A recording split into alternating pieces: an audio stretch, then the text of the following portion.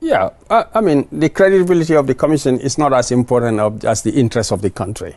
The commission is a subject matter within the subset of the national governance structure. So the overall national overriding interest, takes precedence over anybody's interest. So yes, I was aware of people in the commission, right, who wanted some assets, and had talked to me about it. And all I tell them is, if you make the rules, you play by the rules. Who are they, and what were the assets that they were interested in, if you are comfortable? Well, you see, yes. I gave you examples here where I knew there were letters, right? If somebody, Aliu, tells me, oh, Alaji, I want this asset, and it's not written, I cannot come on TV and say, oh, Aliu told me that he wanted the asset. Yes, but at that moment, yes, I know, and I think all the circumstances point to the fact that people were interested in the assets. In what sort of asset? The tractors? Yeah, the tractors, because we hadn't got into the vehicles yet. Okay. We never did any decision. It was that moment, it was decisions about the tractors. Yes, I knew people.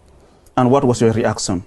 What was your response? My response is, people call me, and people even call some politicians, some mayors and chairmen, and say, call Alaji and ask him about the tractors. I said, simple answer. I said, the commission has instituted a transparent process.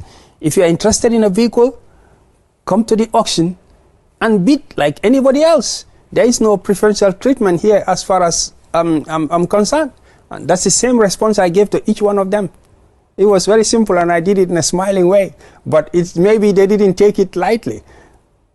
And how does that make you feel? I mean, having all that praise of politicians calling people very influential in society, calling you, yet you stood your ground.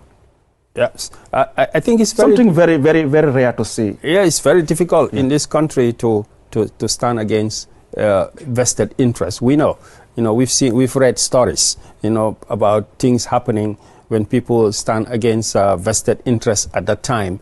You could be, anything can happen to you.